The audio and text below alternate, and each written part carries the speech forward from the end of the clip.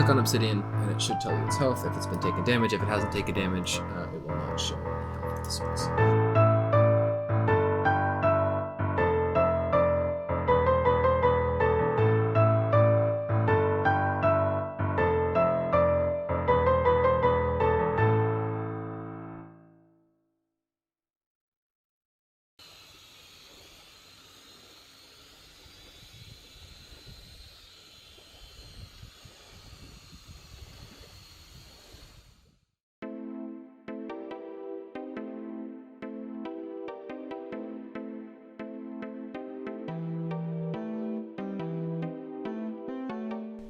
Okay, so now we're heading into player vaults. So, the idea for player vaults is for players to type /PV, or PV1, I'll mention that in a second, and then it opens a nice little hotbar that's just 9 items wide, and you'll have an option to buy more space with actual in-game currency.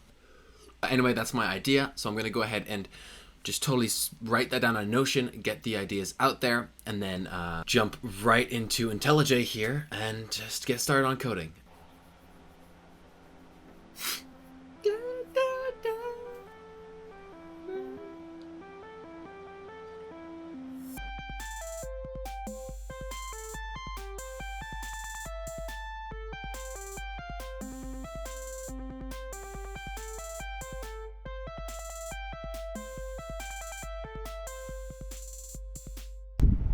All right, so this is going to be the rough part. Essentially, we have this bit right here, this unlock status right here. We can assume that if a player is on more than one vault, or is on some vault that has lines that are, filled in, that they've unlocked all the rows in their last one, so we don't have to worry about all the previous ones. And every time they buy a new vault, that means they have to have unlocked all the previous lines, right? So therefore we can keep resetting that number over and over again. These conditionals here is going to be the fun part, because we have to check it. Okay, if it's their last vault, then we want to make sure we don't put the back icon and we don't put a next icon if it's their only vault. But if it's their first vault, it's going to be crazy. But right now I have lunch with a friend, so I'm going to start packing up my food and we're off to go.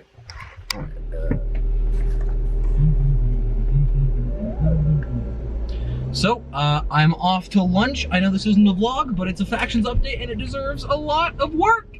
And I thought it would be fun to kind of splice in this 30-second real life of me. So, until I get back to the vault system, I'll see you then. Okay, so we're back on it. I am back here with the player vault system where we ended off the other day. But I'm going to just go ahead and jump right in. I'm going to orient myself. I remember pretty vaguely what I was doing here. Love the unfilled comment. We're building the inventory if it's the first and then the last. But otherwise, I'm going to get my red headphones in, plug in my phone, and music will carry me to hopefully finish player vaults in the next 90 minutes.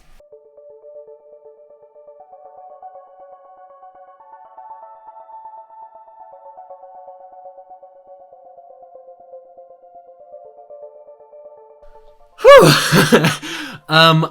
I have a lot more to go. I've about half an hour to go. I just kind of want to talk out loud for a minute. But essentially, I just have to fill in these remaining slots, but we're good. It was actually a much more simpler process than I thought. Just to fill the inventory as is normal. And then we just have to do all of the clicking stuff. So when they click on an item, is it a pane? Okay, if it's a green pane, then they can pay for a row. But is the previous row unlocked yet? Yada, yada, yada, yada, yada. Whew! So I'm going to continue, and hopefully I can finish this in the next 36 minutes. It's doubtful, but I'm hopeful.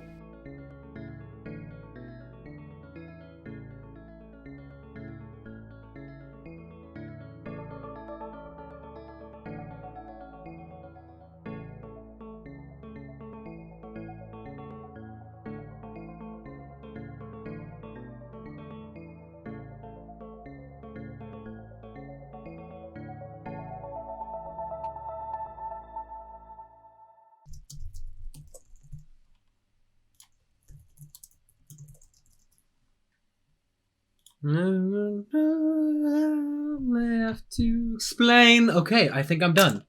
1:32. I wanted to end at 1:30, and I'm done at 1:32 with all of the player vault code, I think. Shopping district will be in that little concave area. Oh, I'll show you. Oh my god. Oh, this is beautiful. Oh, I love this. Okay, I totally missed this. But no, this is fantastic. Or should we add texture? That part's up to you. Um, Technically, like players will be able to jump over, and the only thing I Yeah. hesitate on is like people camping on the sides. But I doubt. I mean, there's really no like. I'd prefer them flat, just because in just a bit I'm gonna hop off and do some more work on the plugins, and then I think I'll paste it in tomorrow or the day after, if that works for you guys. Yeah. Right now, I'm jumping into the shop GUI, which is going to be the new way of how the shop is going to work. I honestly don't know how the backend is going to work, how I'm going to decide prices, but the first thing I'm going to do is decide a look for each item. I'm going to be honest, if we go ahead and go to our feature calendar here, I was worried that I wasn't going to get the shop done on time. It says shop open on Monday right here on the 15th. But I think this might be easier than I was making it out to be in my head. And I'm just going to code, dude. I don't think this will be as hard as I thought it would be. I'll just have to code in the buy features, but the backend's already done, so...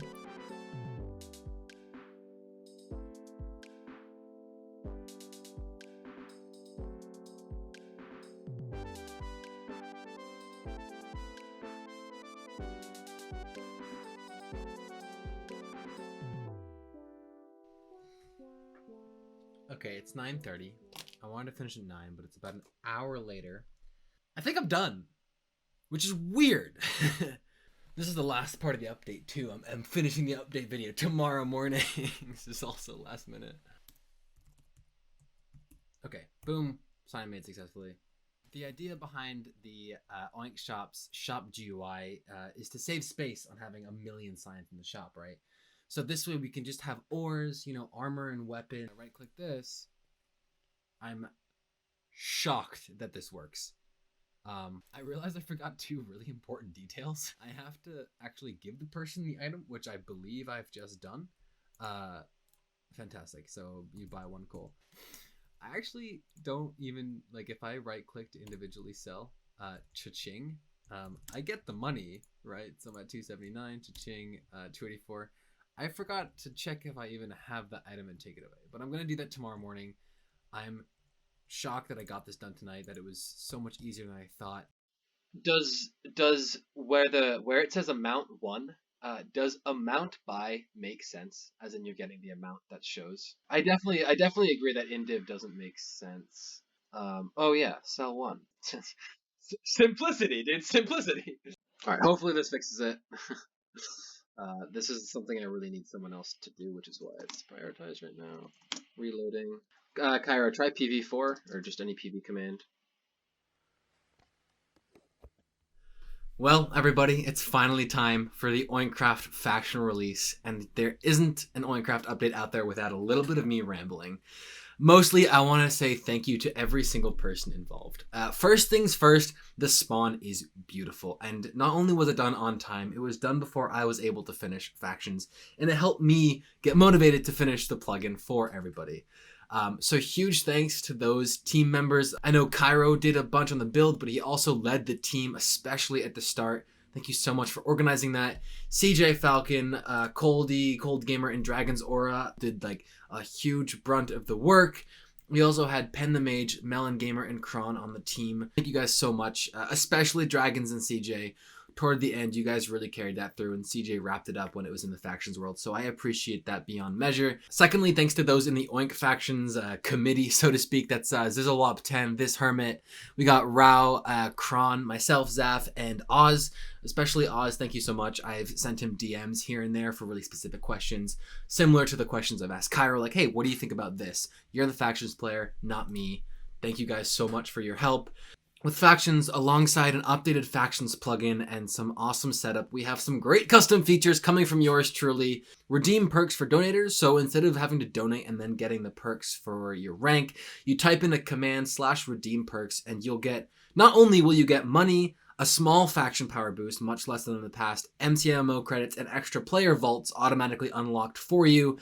You'll give everyone online a little bit of money and a little bit of MCMO credit. Speaking of player vaults, we have player vaults, and they're custom player vaults, so you actually have to pay to unlock new rows. And that last row is super expensive, but you technically unlock 3 rows with it. Every single player will be able to unlock up to a maximum of 8 player vaults. If you're a sponsor rank, you will get a certain amount of vaults when you donate. Octopigs will get 6 vaults automatically unlocked. Everyone will have to pay for those last 2. Next, Obsidian Breaker, that is pretty much exactly what it sounds like. You shoot some TNT at Obsidian and hopefully it'll just break for you. And lastly, the shop GUI.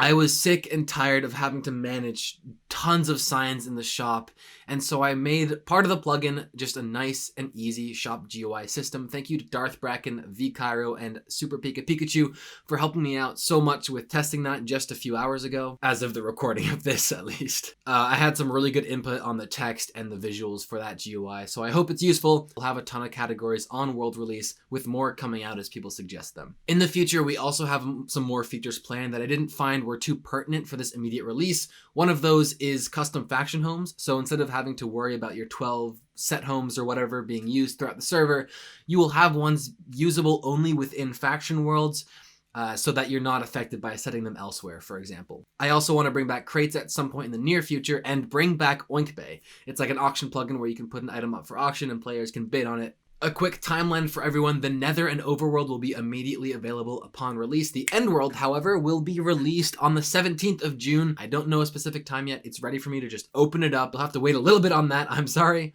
Next, kits. Kits will be returning. They will be returning on Monday. I recently had someone remind me of some kits we already had prepared, so I have to actually make those, but don't worry, they will be returning. I just didn't want to crunch them for release so everyone can be kind of off to the same foot. People will be redeeming perks for money, but everyone online will also get money, so hopefully that helps everyone in the long run. And lastly, you're going to notice that the shop doesn't have spawners in it. The thing that happens with spawners all the time is people make small farms, get a little bit of money, buy one spawner, and then what they can sell from that spawner ends up making them so rich. I want to develop a system where I can gamify spawners so that when you make your melon farm and you start off really small, you can only make a lot of money consistently when that farm becomes really big. Then, when you spend a crap ton of money for a spawner, you can't immediately buy 2, 3, 4, 5, 6, 7, 8, 9, 10 spawners. It still takes a little while to get there. And so I'm still devising that system, so I do ask for your patience when it comes to spawners, but for now, get those melon farms going. Lastly, this is a beta of some sort, so I don't know if we're going to reset soon.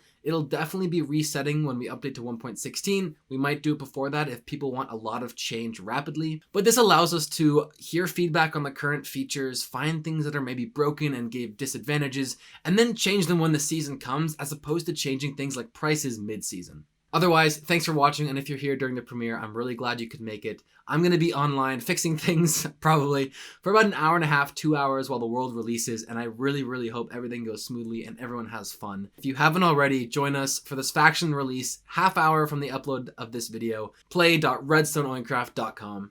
Thanks for watching, have a good one, and as always, don't forget to stay awesome.